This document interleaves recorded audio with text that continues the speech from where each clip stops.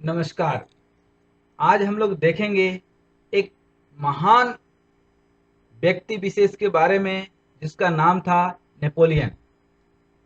उसके सफलता का राज क्या है?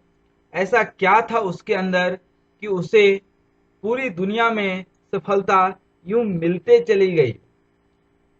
आखिर फिर वह कौन सा विशेष कारण था जिसके चलते वह अपने पूरी जिंदगी में 3 बार हार का सामना किया? आखिर इतने बड़े एक सफल व्यक्ति को हार क्यों मिली और सफलता मिली तो क्यों मिली? आज हम लोग ये दोनों चीज देखेंगे। इस पूरे वीडियो को आप अच्छे से देखिए। उम्मीद करता हूं कि आप इसे सब्सक्राइब कर लिए होंगे। नहीं किए हैं तो जरूर सब्सक्राइब कीजिए। सबसे पहले आप देखिए, फ्रांसीसी जनरल नेपोलियन ने यूरोप महाद्वीप पर तकरीबन 20 बरस तक अपना कब्जा बनाए रखा।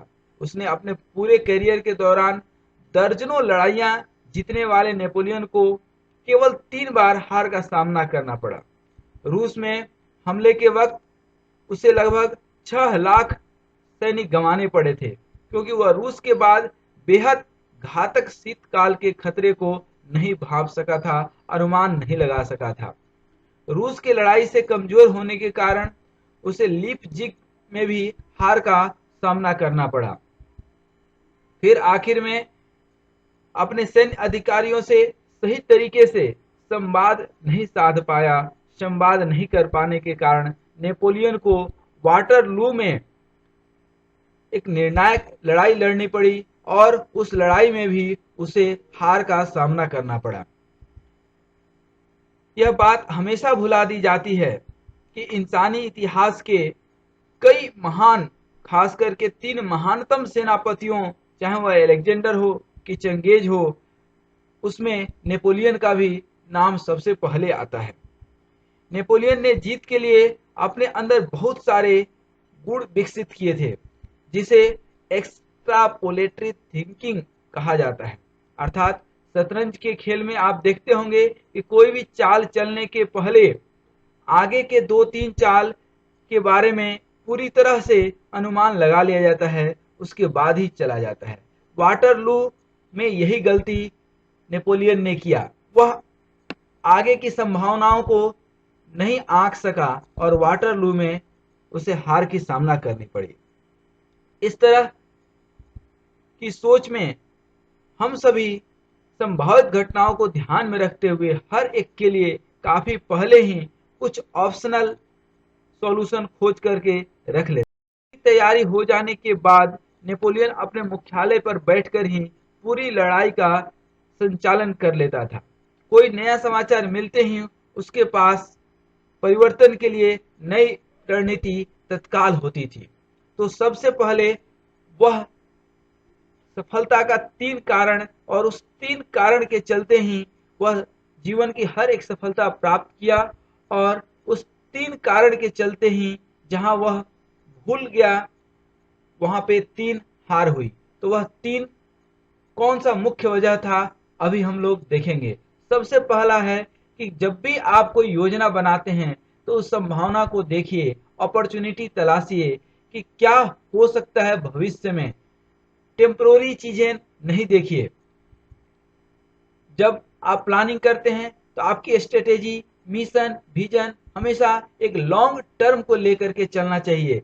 यदि आपके पास कोई नई रणनीति है कि कोई काम ऐसे हो सकता है, वैसे हो सकता है, तो हमेशा पॉजिटिव ही नहीं, उसकी निगेटिविटी भी 1 मिनट के लिए जरूर सोच लीजिए, और सोच करके उसका कोई सॉल्यूशन यदि आपके पास है तो निकाल लीजिए। अन्यथा वह समस्या उस समय आएगी तो वह उस समय समस्या बहुत महंगा पड़ जाता है। मेहनत, मेहनत और सिर्फ मेहनत। सफलता का कोई अवसर को इनकेस करने का सबसे बढ़िया तरीका है मेहनत। जब कोई अवसर आप इनकेस करते हैं तो वहां पे रिस्क भी इन्वॉल्व होता है, लेकिन you have to calculate the risk. Once you get the success, you have to reap the success to get once another success. आप सफलता मिल गई तो और मिले, इसके लिए आपको एक टीम तो बनानी ही पड़ेगी और निरंतर मेहनत करना पड़ेगा। एक रोल मॉडल रखना पड़ेगा जिसको आप फॉलो कर सके। नई रणनीति के साथ संभावनाओं को तो देखना ही देखना है, साथ में आपके पास एक उचित सूचना, एक पॉजिटिव इंफॉर्मेशन होना तो चाहिए ही उस चीज के बारे में। साथ ही जो भी आप निर्णय लेते हैं, जो भी सूचना देते हैं, क्या वह सूचना आपके उत्तराधिकारियों तक प्रॉपर पहुंच जाता है? यदि आप व्यापार करते हैं या युद्ध करते हैं या कोई भी कार्य करते हैं जिसे आप कुछ समझाना चाहते हैं, क्या आपकी बात को वह पूरी तरह से समझ गया या उस बात को आप पूरी तरह से समझाने में कामयाब है? नेपोलियन की यह बहुत बड़ी क्वालिटी थी कि वह अपनी बात को अपने टीम के लोगों को, अपने सैनिकों को बहुत बेहद अच्छे तरीके से समझा लेता था। विषम परिस्थितियों में भी वह प्रॉब्लम को हैंडल कर लेता था और स्वयं को एजुकेट करते रहता था कि हम दूसरे को कैसे अच्छे से हैंडल कर सके। जब तक आपकी बात को दूसरा कोई समझेगा नहीं अच्छे से, वह आपके लिए काम नहीं करेगा। इसलिए हमेशा खुद सकारात्मक रहिए और फुल कॉन्फिडेंस के साथ दूसरे को सूचना दीजिए, चीजों को डिफाइन कीजिए ताकि सामने वाला उचित तरीके से आपके लक्ष्य को समझ सके। यदि आप समझाने में कामयाब नहीं हैं, सामने वाला समझने में कामयाब नहीं है, तो आपकी सफलता यूं ही धरी रह जाएगी, क्योंकि अकेला चना भार नहीं फोड़ सकता है, अकेला आप सब कुछ कर नहीं सकते हैं। इसलिए टीम लेकर के चलना पड़ेगा और अपनी सोच को, अपने टीम को समझाना पड़ेगा। दूसरा, यदि आप समझाने में सफल हो जाते हैं तो आपका 90% काम यूं ही आसान हो जाता है। नेपोलियन यह काम बखूबी किया, लेकिन यही गलती उसने की कहाँ? वाटरलू की लड़ाई में।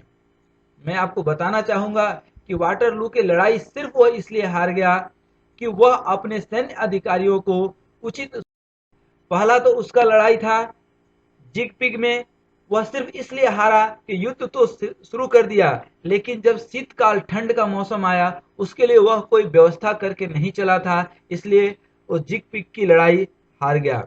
दूसरी उसकी लड़ाई थी वाटरलू की, जहां पे वह अपने सैन्य अधिकारियों को अच्छे से सूचना नहीं दे पाया, प्रॉपर सूचना नहीं दे पाया, प्रॉपर इंफॉर्मेशन नहीं दे पाया, उसके अधिकारी उसके बातों को समझ नहीं पाए, इसलिए कर्मचारी अधिकारी सब अलग अलग हो गए, अलग अलग रास्ते पे चल पड़े और अंततोगत्वा उसकी हार हुई। और तीसरी और महत्वपूर्ण जो उसके अंदर क्वालिटी थी वह थी निर्णय क्षमता। कई लोगों का मानना है कि विषम परिस्थिति में तेजी से सोचना ही नेपोलियन की कामयाबी का सबसे बड़ा राज था। समय के हिसाब से प्लान कर लेता था, एक एक्शन तैयार कर लेता था, प्लान ऑफ एक्शन, और इमीडिएटली एक्शन ले लेता था, उसमें समय नहीं लेता था। क्योंकि आप कोई भी निर्णय लेने में जब बहुत देर लगा देते हैं, इसका मतलब कि वह अवसर कोई और इनकेस कर चुका है। आपकी सोचने की क्षमता बहुत ज्यादा होने के साथ साथ ही स्पीड होनी चाहिए, क्रिएटिविटी होनी चाहिए, अटेंटिव और फ्लेक्सिबल भी होने चाहिए। दूसरों की भी बात को सुनिए, हर संभावना को पहचान करके उसके लिए योजना बनाइए। योजना बनाने में या निर्णय लेने में आलस्य कर बैठे तो फिर आप वहीं के वहीं रह जाएंगे जहां पे आप थे। आप अपने अधिकारियों को उचित संभावनाओं को बताने की कोशिश कीजिए।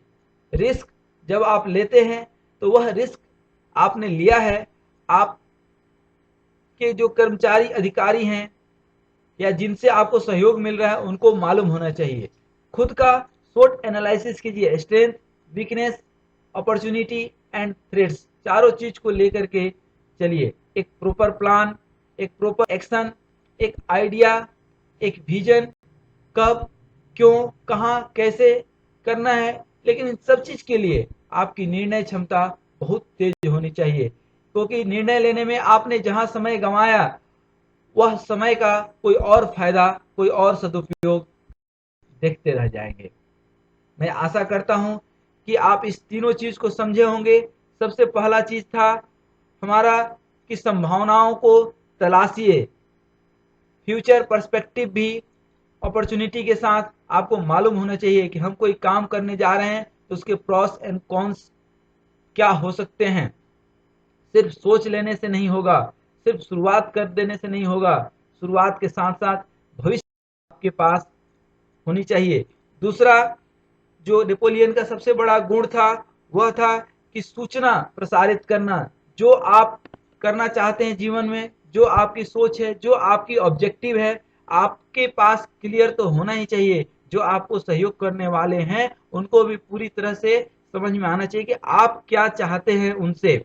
और तीसरा और अंतिम चीज, decision power. You must have to have a good decision power, नहीं तो आप सोचते रह जाएंगे और कोई दूसरा अवसर को इनकेस कर लेगा। इसलिए यदि आपके पास ये सारी क्षमताएं हैं तो विपरीत परिस्थितियों में भी आप अवसर तलाश लेंगे, और ये तीन क्षमताएं नहीं हैं तो अवसर मिलने के बावजूद भी उसका आप उचित सदुपयोग नहीं कर पाएंगे। मैं समझता हूं कि इस चीज को आप समझे होंगे। आप हमारे चैनल को जरूर सब्सक्राइब कीजिए, अपने दोस्तों के साथ शेयर कीजिए और अपनी सोच को ऊंची बनाइए, जीवन में तरक्की कीजिए। सदा स्वस्थ रहिए, मुस्कुराते रहिए। आपको बहुत बहुत धन्यवाद।